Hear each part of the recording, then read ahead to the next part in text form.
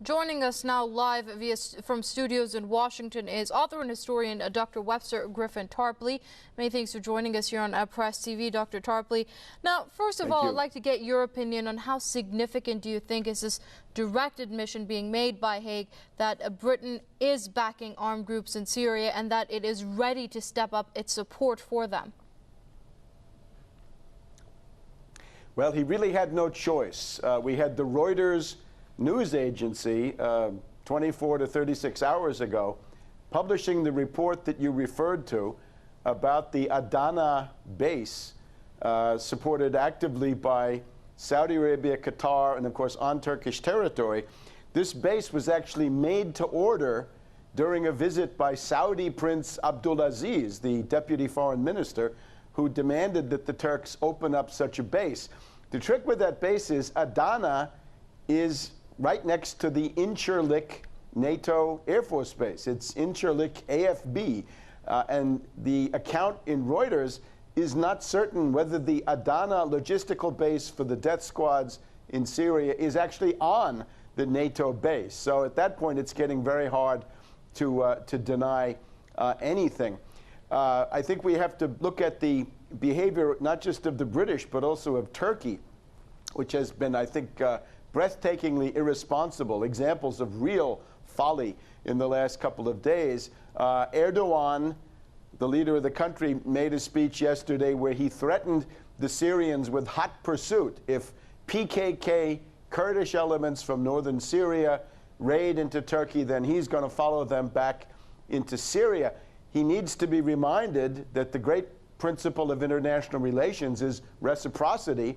And right now, with that base that we've just heard about, Turkey is actually sending terror teams into Syria. And when they go back to Adana, then they would be subject also to hot pursuit, which would include that NATO base. The Turks have tried to cover themselves in the last day or two by saying that they're sealing their border. But we have a very informative article here in the Washington Post a day or two ago where we find that the Turks are only referring to the official border crossings, and they've got a whole set of other semi-official border crossings, which are actually run by the Turkish army, where the guerrilla fighters and terrorists are being allowed to pass in both directions. Well, that is an interesting point you make, the involvement of Turkey throughout what's happening in Syria. Now, Turkey has set up a secret base, a nerve center, so to speak, which directly is a sort of a route between mercenaries being sent by Saudi Arabia and Qatar into Syria. Now, how do you think, what kind of a precedent is Turkey setting by undermining its own national security for the sake of NATO's own ultimate objectives? Well, the old Greek proverb is, whom the gods would destroy, they first drive mad, usually with hubris, excessive pride, overweening ambition. And that seems to apply to Erdogan and unfortunately also Davutoglu.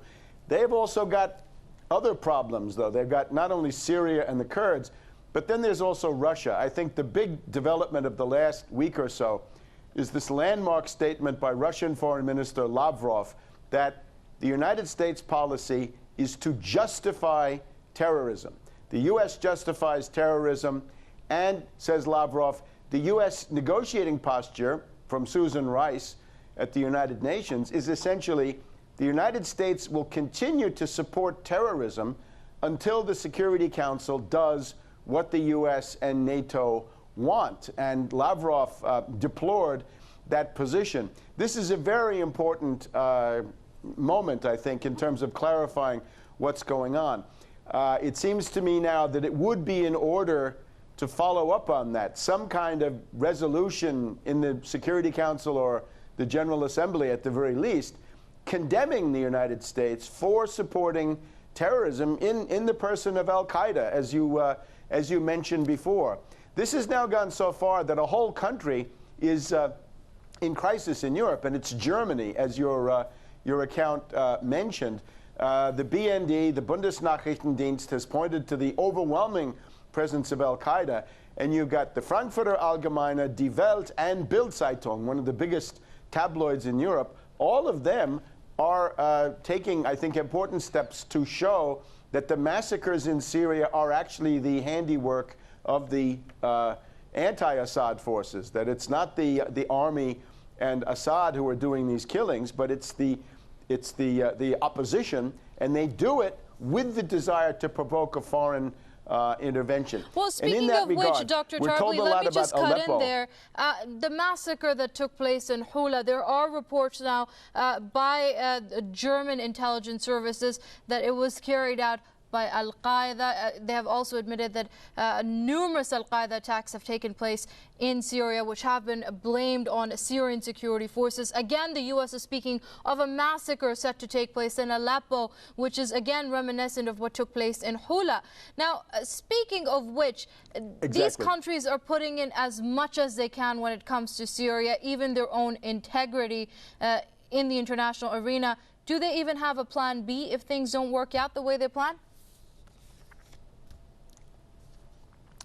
Well, their plan B is constricted in the sense that they fear possible retaliation from Putin and Russia, and to some extent from China. They also fear the anti-aircraft systems, the SAMs, the surface-to-air missiles that are in the hands of Syria.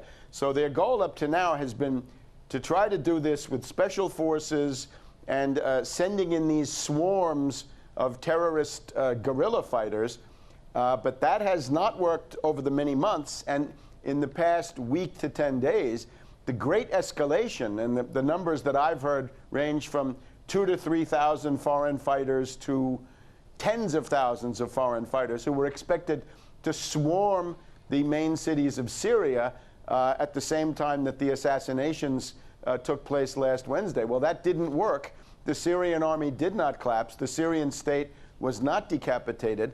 And in Damascus and now in Aleppo, those foreign fighters must realize that they can't hold the positions that they've taken. And if they try to stay there, it's going to go very, very badly for them. I would just point out, Corriere della Sera, big Milan newspaper, most important newspaper of record in Italy, already on Thursday evening, last evening here in Washington, said that the rebels have left Aleppo. They're fleeing towards the Turkish border, and the only people left are the citizens of Aleppo. Now, the New Yorker magazine correspondent, who seems to speak for the U.S. intelligence community, says the opposite. The residents have fled, and only people left are the fighters. In either case, you're absolutely right. Nobody should believe Hillary Clinton, Susan Rice, Victoria Nuland, these people, discredited as they are, lying as they have done the whole time. Any report of a massacre in Aleppo would have to be taken with a great deal of skepticism. All right, we're going to have to leave it there. That was Dr. Webster Tarpley there, author and historian, joining us from studios in Washington. Dr. Tarpley, it's always a pleasure having you here on Press TV.